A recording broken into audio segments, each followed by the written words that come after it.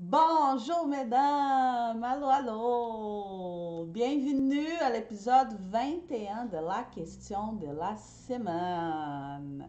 Moi, c'est Liliane et je suis la femme en arrière des fêtes écologiques. Je suis une décoratrice de fêtes depuis plus de 20 ans et maintenant, j'ai comme mission d'aider d'autres femmes comme toi à devenir aussi une décoratrice de fêtes de façon éco-responsable pour sa fête écologique et faire de ça une source de revenus. Alors, je suis là pour vous aider. La question de la semaine, la saison de début 2023, je le fais maintenant les jeudis. Alors, aujourd'hui, c'est une semaine spéciale cette semaine parce qu'on est en réchauffement pour la formation gratuite qui commence la semaine prochaine. L'horaire a changé un peu, mais c'est le jeudi, la question de la semaine. C'est quoi la question de la semaine? C'est une question qui m'a été envoyée. Vous pouvez m'envoyer vos questions, soit par message privé, en commentaire, dans les formulaires des sondages que je fais parfois, dans les stories. Vous pouvez m'envoyer vos questions. Je choisis une question par semaine et je prends le temps de vous répondre en vidéo. Ce qui fait en sorte que j'ai plus de temps pour vous répondre. Je peux aller plus en profondeur dans la réponse. Alors voilà, à chaque semaine, on a une question de la semaine que je prends vraiment le temps de vous répondre et d'aller un petit peu plus loin dans le sujet.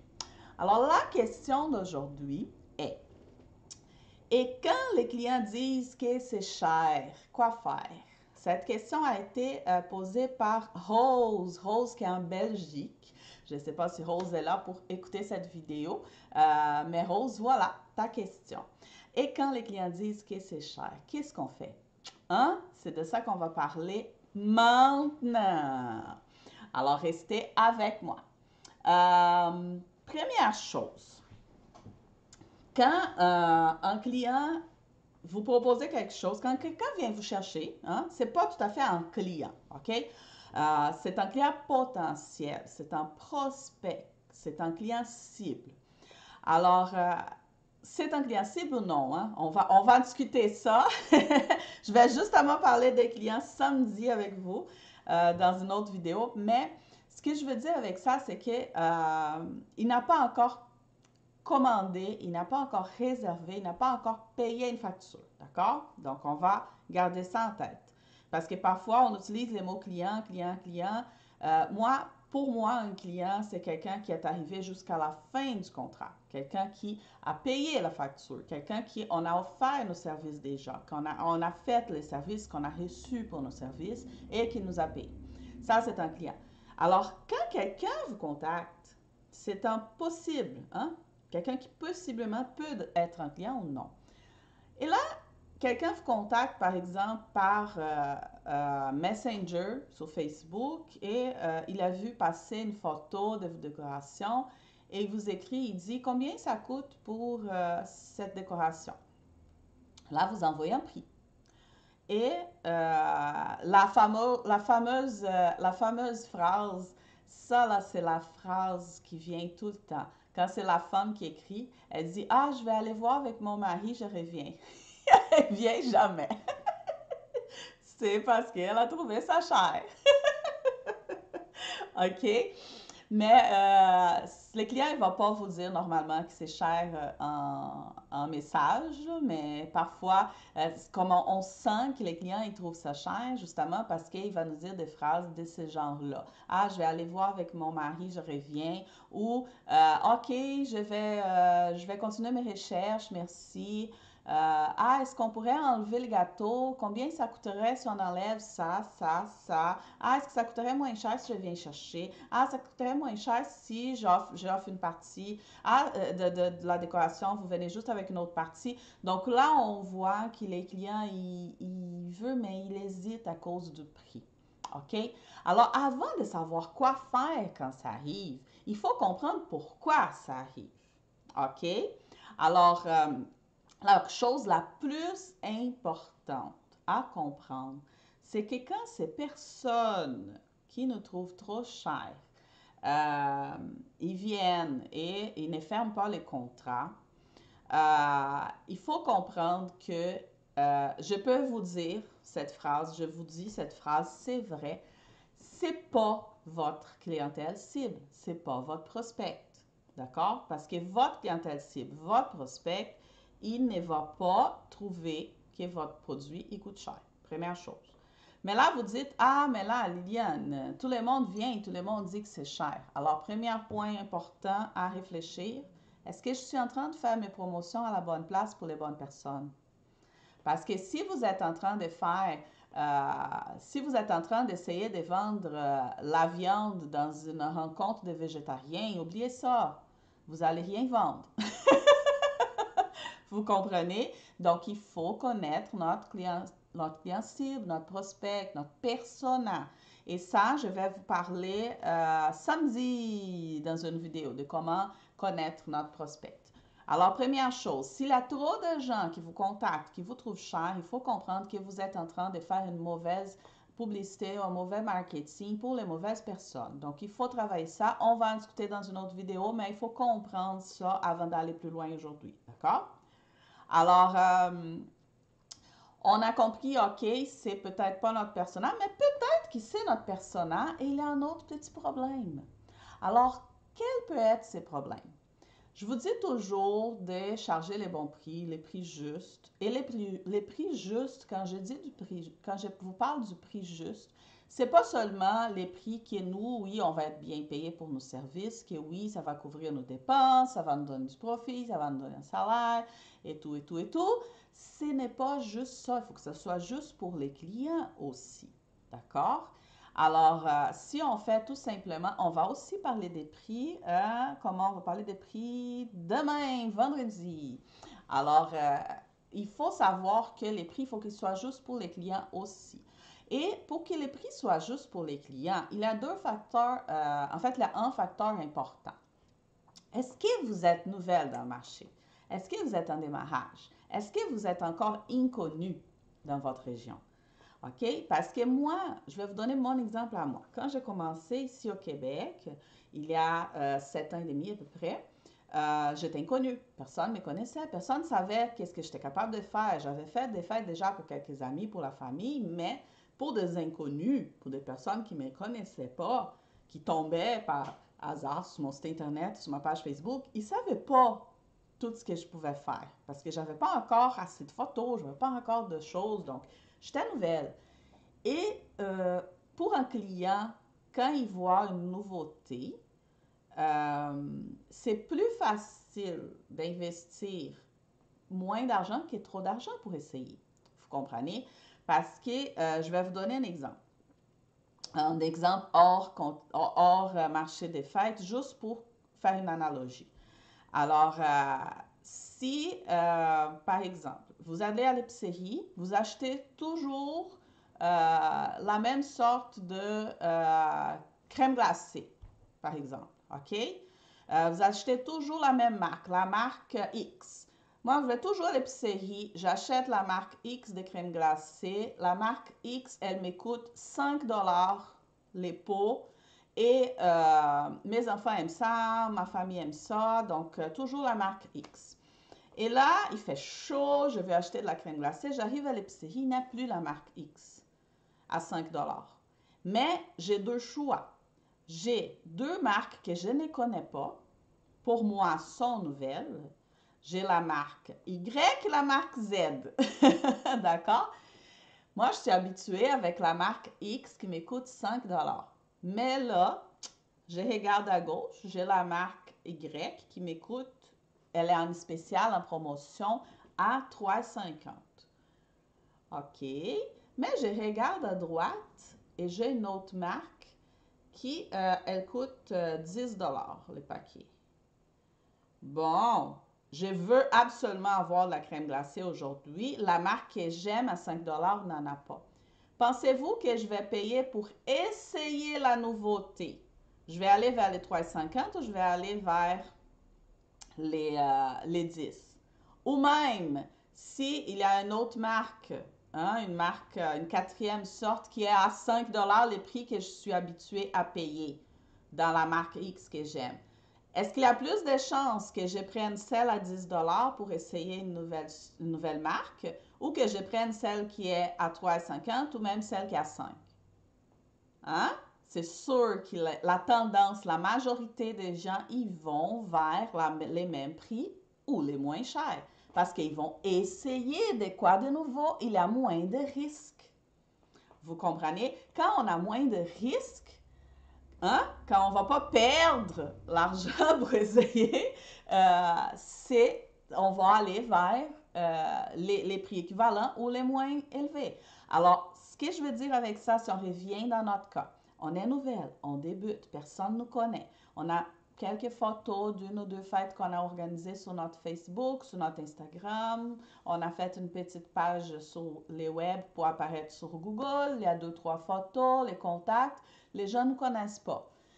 Ils vous appellent. Toutes les options pour faire une fête d'enfants dans votre région sont entre 150 et 200 euros. Tous les concurrents directs, les indirects sont tous en ordre de 150-200 euros pour une fête 10 enfants, par exemple. Et là, vous dites, moi, c'est 500 euros. C'est 500 dollars. Pensez-vous que le client va vouloir essayer vos services qu'il ne vous connaît pas et n'étant plus que les doubles du prix que les autres? C'est beaucoup plus difficile. OK? Donc, c'est sûr que le client va vous trouver cher. Donc, les deux points importants à comprendre avant d'aller plus loin, avant de savoir comment agir quand les clients ils trouvent trop cher, il faut comprendre. Ça se peut que cette personne soit simplement pas notre prospect, notre persona, notre client cible, ou ça se peut aussi qu'on est allé trop cher comme débutante au démarrage, qu'on est hors prix selon la concurrence, parce qu'on n'est pas encore connu. Donc ça va nous faire une barrière au début qui, je vous dis, c'est pas nécessaire au début. Hein? Au début, on veut de nouveaux clients pour pouvoir justement montrer ce qu'on est capable de faire. Donc, comprenez qu'il y en a un de ces deux problèmes qui se passe. Donc, il faut savoir c'est lesquels des deux. Il faut savoir identifier ces problématiques pour pas que ça continue, pour pas que tous les clients qui vous contactent vous trouvent cher. Vous comprenez? Alors ça, c'est très important de comprendre où est l'erreur, où est la problématique pour que ça arrête d'avoir trop de clients qui vous contactent, qui vous trouvent toujours cher. OK? Donc ça, c'est ce qu'il faut savoir avant même de répondre à ces gens-là. Il faut analyser la situation. D'accord? Parce que si on n'est pas en train d'atteindre notre clientèle cible, on comprend que c'est ça et on va changer notre marketing. On va changer les endroits où on va aller nous faire connaître. OK? Ici, on voit que notre prix est trop hors contexte comme débutante. On va ajuster ça de façon que les prix soient justes autant pour nous que pour les clients. Ça se peut qu'on coupe un peu les services offerts. Ça se peut qu'on coupe un peu la façon de faire. OK? Qu'on change un peu la façon de faire. Donc, comme débutante, il faut être humble et il faut comprendre qu'il y en a des choses qu'on doit changer, qu'on aimerait faire autrement, mais qu'au début, il faut accepter, il faut le faire pour que les clients viennent. Ensuite, on montre tout ce qu'on peut faire. Et là, cette problématique, elle va passer parce qu'une fois qu'on a une crédibilité, vous allez voir, les clients, ils vont venir et ils vont vouloir payer les prix qu'on charge parce qu'ils savent que ça vaut ça. Ils savent que c'est les bons prix. Mais ça, avant que ça arrive, il faut qu'on bâtisse notre crédibilité dans les marchés. D'accord? Donc, on a compris comment ça se passe et qu'est-ce qui peut causer cette problématique. Mais Liliane, la question est, les clients, la personne, les prospects, m'a contacté, il a trouvé sa cher, j'ai senti dans la conversation, ou même la personne vous a dit clairement dans votre face, mettons que c'est votre cousine qui n'a même pas d'enfant et vous dites, non, pour mes fêtes d'enfants, je charge 200 dollars, 200 euros. Et là, elle vous regarde et dit, oh, c'est donc bien cher ça. C'est donc bien cher, ça, c'est très québécois, encore une fois. Faut que je fasse attention à mes expressions québécoises. Donc, je vais essayer de dire ça plus proprement. Je vais vous dire, Alors, les clients vous contactent, les prospects, non, je parlais de la cousine. La cousine qui n'a même pas d'enfant vient vous voir, vous dites, ah, j'ai entendu que tu fais des fêtes, comment ça? Qu'est-ce que tu es en train de faire? Tu dis, ah, mais oui, je viens d'ouvrir mon entreprise. Je fais des décorations de fêtes d'enfants, c'est environ 200 $ pour une fête avec 10 enfants. Elle vous regarde et dit, c'est trop cher. Est-ce qu'il y a vraiment des gens qui payent ça? Pourquoi elle dit ça? Dans cet exemple-là, hein, je vous dis, c'est votre cousine et elle n'a même pas d'enfant. Ça, il peut en avoir plein de choses là-dedans qui font que cette personne va vous dire ça.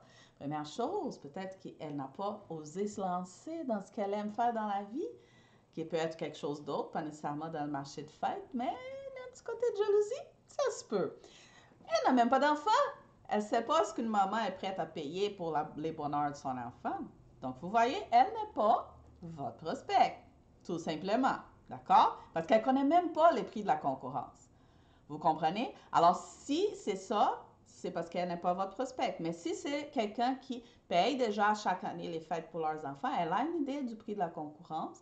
Donc là, vous dites 2-3 fois plus cher, elle va trouver cher parce que elle comprend les prix. Elle a déjà payé, elle n'a jamais payé aussi cher pour les choses équivalentes. Alors, voilà. Mais, disons, OK, la personne, elle vous contacte ou par message, par courriel ou par téléphone. Vous donnez les prix et elle a trouvé trop cher. Alors, qu'est-ce qu'on fait? Il y a des choses qu'on doit faire, mais il y a des choses aussi qu'on ne doit pas faire. Première chose qu'on ne doit pas faire quand ça arrive. Je vais vous donner un exemple qui s'est passé avec moi et que j'ai détesté ça. Vous allez voir que la situation est très désagréable. J'avais un événement, j'organisais un événement, je pense que c'était en 2016 ou 2017. J'organisais un événement pour 150 personnes et je voulais louer des châteaux gonflables parce que je voulais faire un coin pour les enfants. Et là, j'avais 2 entreprises qui louent des châteaux gonflables dans ma région. Une, c'est vraiment dans la même ville où j'habite, c'est même pas loin, c'est dans le même quartier, et l'autre, c'est dans un petit village voisin. Là, j'appelle les 2, mais en fait, j'appelais les premiers, qui est plus proche. Je dis, bon, je vais commencer par les plus proches, hein, je vous dis toujours, on veut être écologique, donc les fournisseurs les plus proches, c'est la première chose à penser. Alors, j'appelle les plus proches. J'ai dit, j'aimerais un jeu que j'ai vu sur votre site internet, les jeux tels, livré à tel jour, à telle heure et cherché à telle heure. Et là, le monsieur, il m'a dit les prix et moi, je trouvais cher. OK? Je trouvais vraiment cher parce qu'il voulait me charger comme plus cher la livraison que les jeux. Et là, la livraison, c'était comme à 5 minutes de leur entrepôt. Je ne comprenais pas comment la livraison pouvait charger aussi cher. Et là, je dis, ah, mais c'est correct, je vais continuer. Justement, hein, je n'ai pas dit c'est cher, je dis, désolé, je vais continuer mes recherches, s'il y a de quoi, je vous reviens. Ah non, non, non, attendez là! Voilà ce qu'il ne faut pas faire. La personne, elle m'a dit, non, non, non, attendez là! Vous savez, hein, il y a juste moi et le monsieur tel là, qui font ça ici dans la région. Là. Si vous allez chez lui, est-ce que vous avez déjà appelé chez lui? Je dis oui, j'ai appelé chez lui. Puis, je ne sais pas si c'est québécois ça. Là. Et là, j'ai dit, il est moins cher que vous. Il est dans un village voisin, la livraison est moins chère que vous. Ouais, parce que là, vous comprenez, hein, moi, pour aller livrer votre château gonflable à cette heure-là, il faut que j'aille 2 employés, il faut que j'aille un camion. Chaque employé, il faut que je paye le minimum 3 heures. Là, vous savez, le salaire minimum est tant. 2 employés, 3 heures chacun, ça me fait 6 heures salaire minimum, plus la livraison, les camions. Et je fais, wow. Je dis, messieurs, arrêtez s'il vous plaît. Je dis, moi aussi, je suis entrepreneur, moi aussi, j'ai une entreprise, j'organise cette fête au nom de mon entreprise. Donc, je comprends tous les enjeux des employés, des coûts de livraison et tout ça. Par contre, je sais que vous avez plein de livraisons à faire les fins de semaine. Alors, je comprends que quand vous prenez un employé 3 heures de service, il ne va pas faire juste ma livraison, il va faire plusieurs. Donc, je ne vois pas la logique de vous payer ces prix pour une livraison qui va prendre 5 minutes. Parce qu'après ça, dans ces 3 heures-là, vos employés vont faire d'autres tâches dans son travail. Là. Donc, mais je ne veux pas discuter ça avec vous, c'est pas le cas. Non, non, non, non, mesdames, là, parce que là, il essayait de me convaincre, de m'expliquer les dépenses qu'il avait pour justifier son prix. Là, je vous dis, ça m'a énervé tellement, là, mais tellement, là, que moi, là, je dis, gentiment, je dis, monsieur, s'il vous plaît, on va arrêter la conversation ici parce que, non, je ne veux pas prendre votre service. Et là, c'est même plus à cause du prix. C'est à cause de tout ce que vous êtes en train de me dire, ça m'énerve. Moi, je vais avec l'autre parce que j'ai aimé son service à clientèle et en plus, il est moins cher. Donc, merci, bonsoir. Les messieurs étaient fâchés, mais moi aussi, j'étais fâchée, mais j'étais polie. OK? Et là, je n'ai plus jamais appelé là-bas, je n'ai plus jamais voulu avoir de quoi avec ses fournisseurs. Et j'ai toujours loué avec l'autre. L'autre, je l'appelle, il me dit, hey, écoute, mais là, c'est parce que mes gars vont livrer déjà dans telle heure. Est-ce qu'on peut ajuster une demi-heure plus tôt? Ça m'arrangerait. Mais oui, on peut. Parce que j'essaie. Vous comprenez? Et là, il dit, ah, si on peut ajuster, livrer une demi-heure avant, là, ça m'arrangerait. Mais sinon, c'est correct, hein, c'est correct, je peux le faire comme vous voulez. Oui, les prix, voilà. Mais merci, parfait. Tout était simple, tout était tranquille. Son service à la clientèle est impeccable. Donc, c'est toujours avec lui que je loue les châteaux gonflables quand j'en ai besoin. Vous comprenez? Donc, ce qu'il ne faut pas faire, il ne faut pas essayer de convaincre les clients, de justifier votre prix, de dire qu'est-ce que vous coûte chaque chose pour justifier votre prix. Les clients, ils ne veulent rien savoir de ça.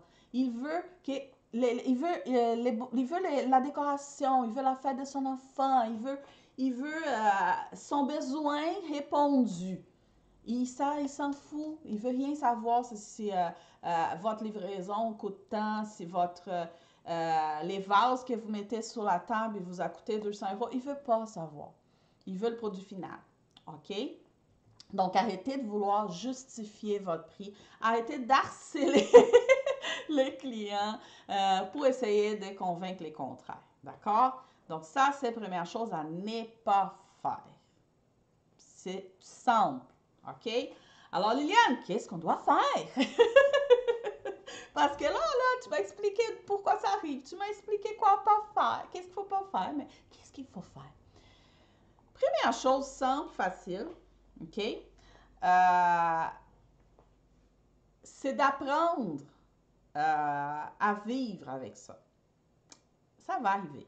Même si vous retravaillez votre marketing pour aller vraiment vers votre clientèle cible, il va toujours arriver quelqu'un ici là qui n'est pas votre client, qui n'est pas votre prospect et qui va trouver cher. Donc, apprenez que on respire, c'est correct, c'est pas mon client idéal, on tourne la page et on continue à travailler pour atteindre notre client idéal. Ça, c'est la première chose à faire. D'accord? C'est d'être bien avec vous-même que cette situation, oui, elle va arriver. Deuxième chose, c'est soit, par exemple, si les contacts par téléphone, vous allez parler à la personne, vous sentez que elle trouve ça cher. Donc, par exemple, vous êtes au téléphone avec une personne et elle dit ah, j'ai vu votre photo sur Internet, la fête que j'ai vu la photo là, thématique, je sais pas, fond de la mer. Combien ça coûterait pour avoir ça? Une autre chose à ne pas faire, hein, c'est demander au client votre budget. Ah, faites pas ça. je vous dis toujours, je répète, ne jamais demander au client, c'est quoi votre budget? Je peux m'ajuster à votre budget. Non. Donc là, vous allez dire votre prix. Et là, vous sentez qu'elle dit, ah bon, ok, je vais vérifier avec mon mari, là, c'est là de quoi je vous reviens. Vous pouvez dire, bien sûr, madame, mon objectif est de vous livrer les meilleurs services. Alors, vous pouvez toujours me contacter, me transmettre vos idées, vos besoins. Je vais être là pour vous répondre. Je vous invite aussi à regarder sur mon site internet les témoignages des autres clients et il me fera un grand plaisir d'organiser la fête de votre enfant. Vous pouvez me faire confiance. Voilà, laissez aller. OK? La personne, si c'est votre client, elle va réfléchir, elle va peut-être revenir, ou si ce n'est pas votre client, laisse-la aller. D'accord? Mais gentillesse. Gentillesse et toujours dire que vous êtes là pour eux, que ça vous fait plaisir d'être là pour les faire, que oui, vous avez d'autres options, oui, vous pouvez faire les thèmes qu'elle veut, mais pas baisser le prix. Mais oui, vous pouvez pas adapter à son budget non plus, mais toujours montrer que c'est votre passion, c'est votre amour, que oui, c'est, écoutez, je suis là pour mes clients. Donc, transmettez votre passion par ce que vous faites et laissez aller. OK? Laissez aller. C'est pas la fin du monde. D'autres clients vont venir et travailler toujours à chaque fois que ça arrive. Allez voir. C'était qui cette personne? Elle m'a trouvé où? C'est quoi son profil? Hein? Si c'est quelqu'un qui vient par Facebook, par exemple, vous pouvez aller voir le profil de la personne. Hein? Vous pouvez, si c'est quelqu'un qui vous a appelé, vous pouvez poser la question au téléphone. Bon, mais oui, bien sûr, vous pouvez aller voir avec votre mari. Est-ce que je peux savoir, avant de vous quitter, est-ce que je peux savoir où vous avez entendu parler de mes services? Ça va vous donner un indice d'où elle vient. D'accord? Donc, essayez de connaître d'où ça vient cette personne pour voir c'est quoi la problématique dans votre marketing ou si tout simplement c'est pas votre client idéal. Et toujours gentillesse. Pas harceler les clients, pas essayer de convaincre, pas essayer de justifier les prix. Non.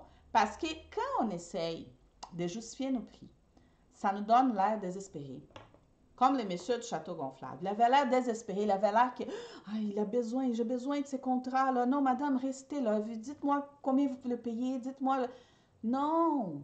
OK? Quand vous donnez l'impression que vous êtes désespéré, vous allez éloigner vos clients. Et c'est pas ça que vous voulez. Donc, arrêtez d'avoir l'air désespéré. Il faut avoir l'air professionnel. Et ça aussi, c'est un autre sujet qu'on va parler. Comment je dois faire pour être professionnel? On va parler de ça dimanche. Alors, je vous dis là, posture, quand j'ai posture, même au téléphone, la voix, elle peut transmettre votre nervosité, la voix, elle peut transmettre que vous êtes désespéré par avoir un client. Donc, non. Soyez toujours professionnel, toujours sûr de vous. Si vous êtes dans les bons prix de la moyenne pour débuter, si vous avez conscience de votre travail, de la qualité de votre travail, si vous êtes consciente que oui, j'ai un prix juste, laissez aller cette personne et toujours avec la gentillesse. Alors, je pense que les sujets aujourd'hui, c'était même plus de comprendre pourquoi ça arrive, ce qu'il ne faut pas faire. Hein? Parce que ce qu'il faut faire, si on résume, c'est vraiment de garder votre professionnalisme, d'être les plus gentils possible, transmettre soit par message, soit par téléphone, soit en personne, transmettre votre bonheur de servir aux clients, votre bonheur de préparer les fêtes de leurs enfants, votre bonheur de répondre à leurs besoins. Et tout ça, ça va montrer aux clients votre assurance et que vous n'êtes pas désespéré de l'avoir, même si vous êtes. Même si dans le fond de vous, vous êtes j'aimerais tellement avoir ce client-là. Mais soyez professionnel parce que si vous avez peur, comme des animaux dans la forêt, hein, il y a des animaux qui sentent quand on a peur et c'est là qu'ils viennent nous attaquer. Hein? Il y a plein d'animaux qui les gens me disent, je sais parce que mon conjoint, il fait de la randonnée. Il fait de la randonnée l'été, l'hiver. Et moi, j'ai peur. Moi, je ne fais pas de randonnée. Je ne suis pas très à marcher dans les bois, là, d'aller marcher dans le bois. Mais lui, il aime ça. Il sort faire des randonnées de 10 km. Et là, au plus, je ne sais pas combien de kilomètres, mais des montagnes. Là, il monte les, les montagnes en haut pour voir les couchers de soleil ou les levées de soleil. Et moi, j'ai toujours peur des animaux. Je dis, mais est-ce que tu fais attention hein, s'il y a des animaux sauvages? Et il dit, non, mais tel animal, si tu rencontres, c'est ça qu'il faut faire. Ah, mais tel autre, si tu rencontres, c'est ça qu'il faut faire. Parce que les animaux, ce qu'ils sentent, c'est notre peur. Hein? Ils ont comme des phéromones, je ne sais pas trop. Ils sentent qu'on a peur et là, c'est là le problème. Donc, vous voyez, les clients, c'est la même chose. Hein? S'ils sentent qu'on a cette anxiété de la revoir, qu'on est désespéré ou on a peur, qu'on est trop insécure, il va avoir peur de prendre les contrats avec nous parce qu'il va dire, pas sûr elle va être capable d'exécuter les services tellement elle a l'air d'avoir peur. Vous comprenez? Donc ça, autant quand vous êtes en personne avec les clients, autant quand vous êtes au téléphone ou par message. Toujours. Politesse, gentillesse. Comme je dis à mes enfants les matins quand ils partent à l'école, je dis bye bye mes amours, gentillesse et politesse. Donc, toujours, et vous allez voir, là, ce qui est important, c'est d'apprendre à vivre avec ça parce que c'est désagréable, je comprends. Quand on fait un marché, par exemple, ça, c'est déjà arrivé avec moi. Tu fais un marché et là, tu installes une décoration, les gens ils viennent vous voir et là, il y a un enfant qui dit, ah, maman, regarde, là, c'est comme chez mon ami quand je suis allée à sa fête, avec quelque chose comme ça, non, non, non, non, non, non. Et là, ils demandent combien ça coûte ou on met nos prix affichés. Et là, les gens ils regardent. Ouf, non, ok, bon, non, c'est bien trop cher. Et ils partent. On est là, on a entendu. Vous comprenez, c'est pas agréable, mais c'est pas notre client. C'est pas notre client, notre clientèle cible parce que notre clientèle cible, elle en profile et on va parler de ça. On va parler de ça samedi. D'accord? Donc, j'espère que vous avez bien compris que c'est pas juste de essayer de convaincre le client. Non, faites pas ça. Il faut travailler dans la compréhension de pourquoi ça arrive, pourquoi ce client, il est venu et il vous avait dit que c'était cher. Alors, c'est qui cette personne? Est-ce que je suis en train de cibler les bons prospects? Est-ce que je suis hors contexte dans mon prix? Donc, regardez tout ça, analysez tout ça, c'est très important. D'accord? Bon, donc ça, c'était la question de la semaine, épisode de 21, me semble, c'est ça? Ouais! Donc, la question de la semaine revient la semaine prochaine, jeudi. Si vous avez une question, que vous voulez une réponse plus approfondie, écrivez-moi, message, courriel, stories, les petites boîtes que je laisse dans les stories, peu importe, écrivez-moi en commentaire ici aussi. Peut-être ta question va être la question de la semaine prochaine, comme la question de Rose aujourd'hui, Rose qui est en Belgique. Donc Rose, j'espère que j'ai bien répondu à ta question et j'espère que cette vidéo va aider d'autres femmes aussi à devenir des décoratrices de fêtes écologiques et faire une source de revenus avec notre passion par la décoration.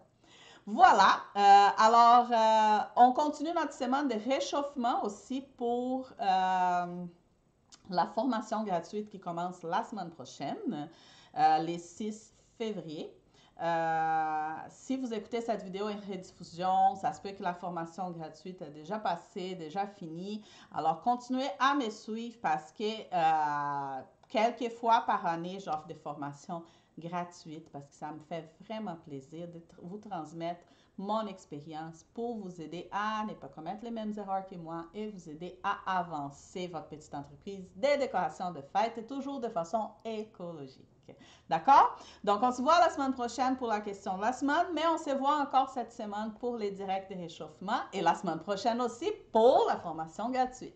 Si vous n'êtes pas encore inscrite, les Instagram, bio Instagram, site web Facebook, et site web YouTube ou dans la description de la vidéo YouTube, vous avez les liens pour vous inscrire. Oui, c'est gratuit. La formation, elle s'appelle Initiation aux fêtes écologiques de zéro à votre premier client. C'est une formation de 3 classes, de 3 cours, où je vous montre vraiment comment commencer des petits sans beaucoup d'argent, sans beaucoup d'espace et avoir votre premier client. D'accord? Donc, merci beaucoup et à la prochaine. Bye bye!